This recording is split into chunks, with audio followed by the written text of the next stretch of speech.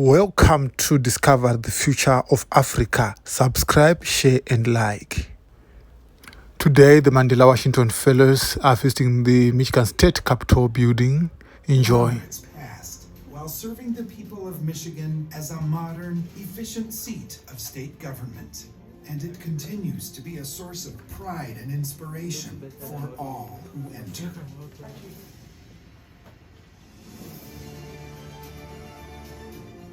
Our first Capitol building was in Michigan's first capital city, Detroit. Journey back in time to the year 1837. Michigan just officially became the nation's 26th state, and our first governor, Stevens T. Mason, was just 26 years old when he worked here. Classically designed with a prominent tower, this brick structure dutifully served as Michigan's first capital for over 10 years. Detroit was Michigan's largest city, and by all standards of the time, was the most modern in Michigan. Yet it was dangerously close to Canada, a British colony. Elevated tensions between the United States and Great Britain in the 18th township baffled Michiganders. Notably, there were only 8 registered voters here at the time.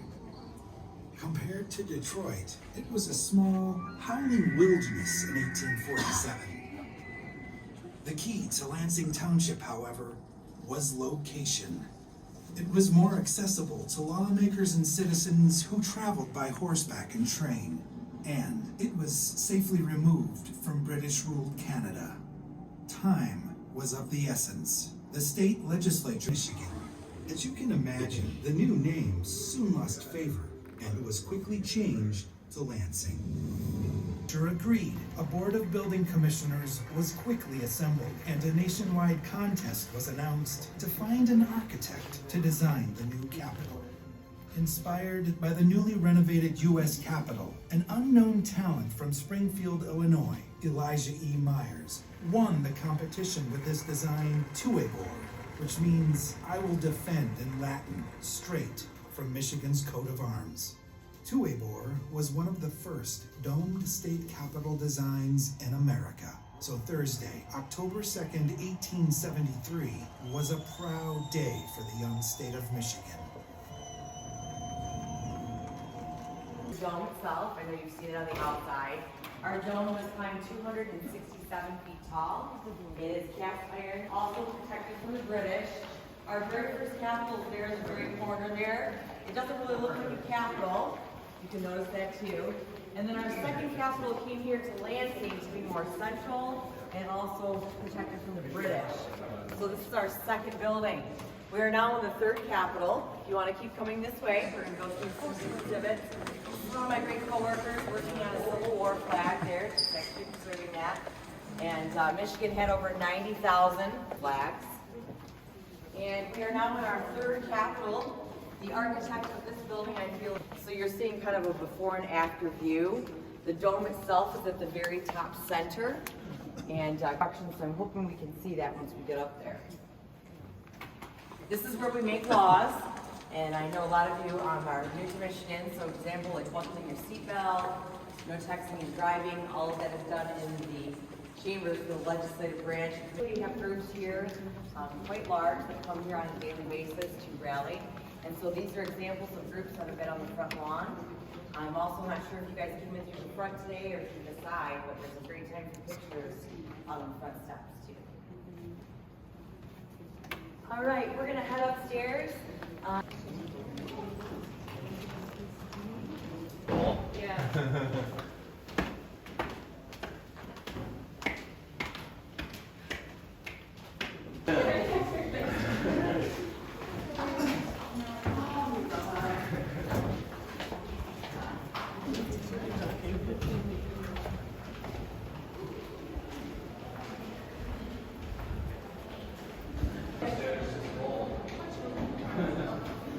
Kenyan standards? Probably not. This isn't that old. Another view of that too, once we get upstairs, we'll go to the railing here in the center. As you hear and look around, there's lots to see. Walls, ceiling, floor, lots to look at. And we're still waiting on some Amongst the tile as we go through. This came from a quarry in Vermont. Vermont, of course, was underwater many years ago, so this is from the ocean floor bed. You will see actual fossils and shells, maybe even a shark tooth. You're also noticing the beauty of the building. Remember, we do have 9 acres of paint.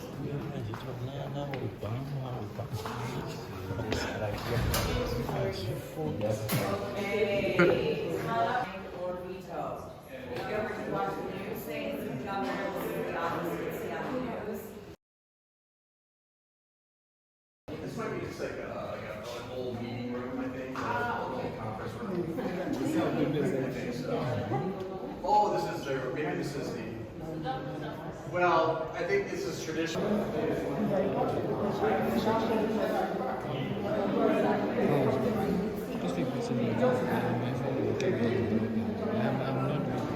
Scaffolding, definitely.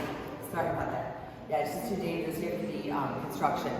Yeah, I know they're wearing uniforms and stuff too, hats, hard hats. So yes, this scaffolding does build all the way to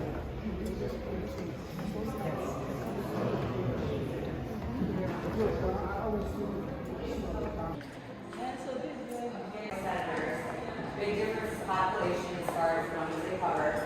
But yes, this is the biggest chamber in the building, so they do have joint meetings here if they need to.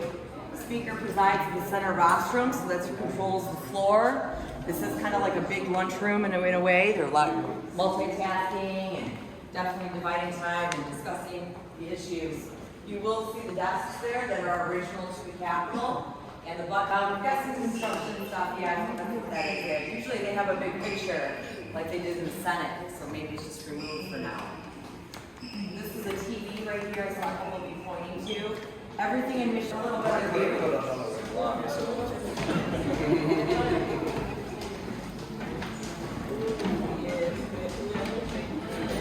Elevator, yeah.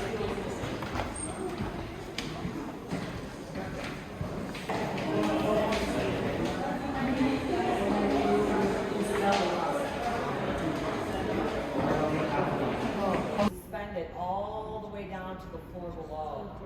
So we do clean it from below on the second floor. We do remove each piece of crystal, and then on the inside ceiling from here, you will notice the states are in different order. There's no rhyme or reason or order. The holes in the ceiling too, I thought I heard one of you ask. These holes, it's a great question. Those were originally draw wells, and then we save money. You will notice some personal items on their desks. They treat their desks like an office. Full-time legislature, which means they can be here 2 to 24 hours. But yes, this is a viewing gallery, all for public access, for you if you'd like to come back and see them in session. What's the current split between Democrats and Republicans? I'm sorry? What's the current split? Okay, let's continue on. We'll head there. As we continue with our tour, we are now inside the House of Representatives in the state of Michigan. As you can see behind me, that is the city of the Speaker of the House. And all the representatives, they'll be debating the issues. Recently, the House has finished debating about the budget, which they will pass through. This is one of the roles of the House of Representatives.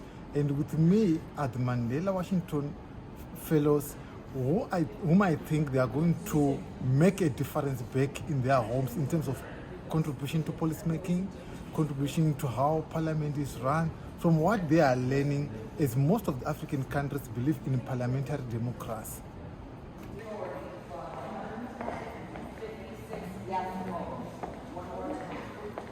Senate 38 would need 20 yes votes.